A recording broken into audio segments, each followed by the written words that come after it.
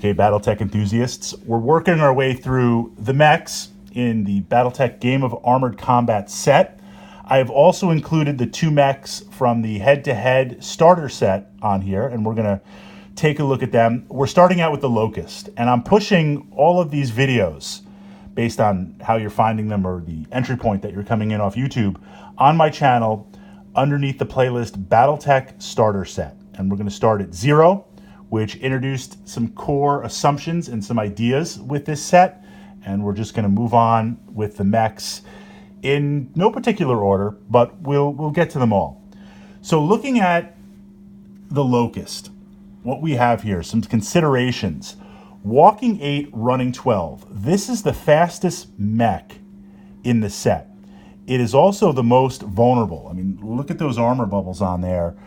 You take a hit with almost anything and you're going to lose a limb. You're going to go to internals. You might have to check for critical damage on there. And you really can't go toe-to-toe with anything else in the game. You can't even really go toe-to-toe with the Commando, because the Commando not only has better armor and better weapons to damage you, although it doesn't quite have the speed to catch you, it has the ability to issue physical attacks with the fists. The Locust does not.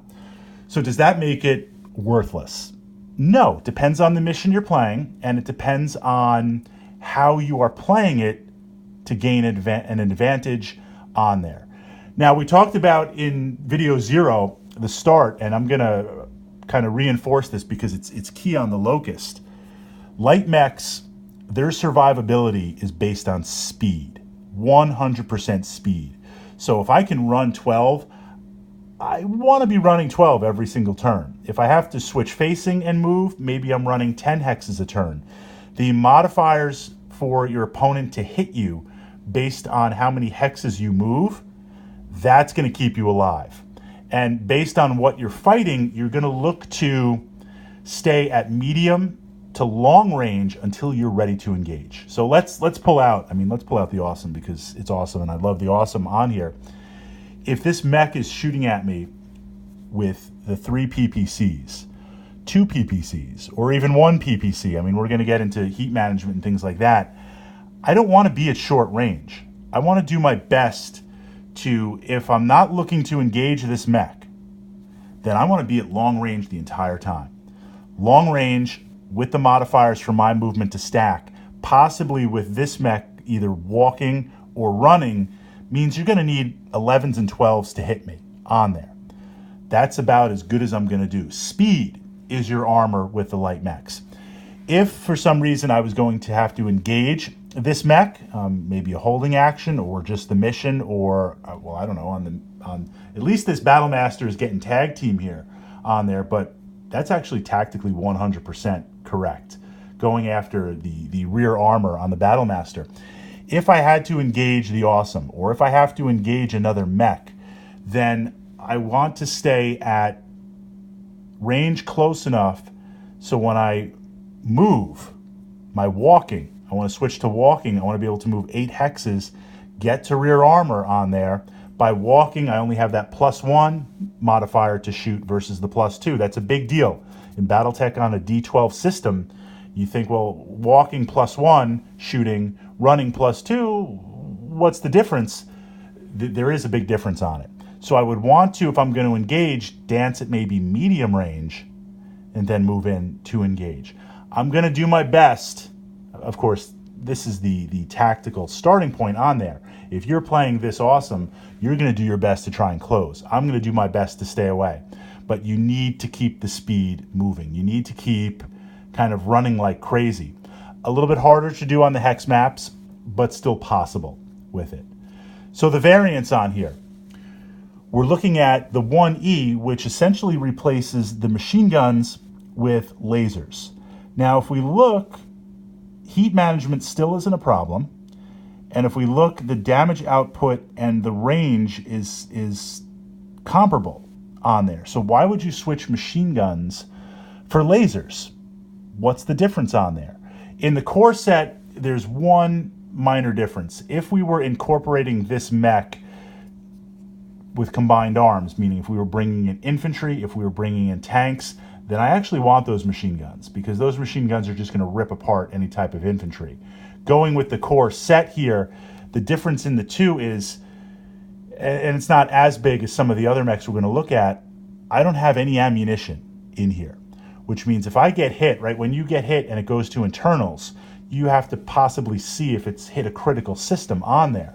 At this tech level, without reinforced case and without reinforced design, you get hit with ammo, the mech is just going to explode on there. So this mech, having such little armor, which means you get hit with anything in this core set, with the exception of a low missile spread, you're going to go to internals. I mean, it's a scout mech, it's a recon mech, it's a skirmish mech. On there, this is actually a little bit more survivable. Let's flip it over to the stock variant, the 1V, which I think most of us longtime players are familiar with on here. This has the medium laser and the machine gun. So again, similar range, similar damage output, but when we go to here, the ammo is in the center torso on that. At least it's placed so you're going to have to, based on the way damage transfers, you're going to get your arm blown off in one hit or two hits. Then it's going to go to the torso, right arm, then to the torso. Legs are going to move up. But if you did take a hit or two in the center torso and you go right into here, it does have ammo in it. So that is somewhat of a danger, although the light armor on it means you'll probably be scrapped before that happens. But that's the primary difference if you're looking at these two and how they work and the configuration on it. If you are playing this Locust in the set, then you need to be run and gun. You never want to engage head on. It would be better if you're working with a team of running this mech around and having your opponent just shoot at it.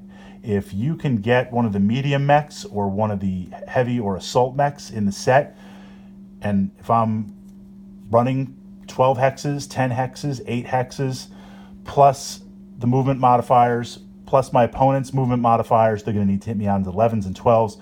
Those are shots that are not going to connect. They're wasted shots, the probability, unless they roll legendary, but you roll legendary in Battletech, you're fine. That's going to allow the other elements in your lance, the other mechs in your lance, they're not shooting at them. So it does have its value on there, and of course in skirmish missions and operating other missions, it will work as that type of recon mech. Moving into the commando, that's what we're going to look at next. Better weapons, less speed, but fists for close combat, physical attacks, kicking attacks. The Locust does not have those fists to be able to make that on there. Another consideration, but the Locust is so light, really we're never even really going to engage. I don't even want to risk kicking with the Locust. I mean, you could, but if you kick and you miss, there's a chance you could fall, and then the Locust is just absolutely out on there. So again, the fact with this core set that it doesn't have hands, not really that much of a problem with how we're going to play and how we're going to utilize it.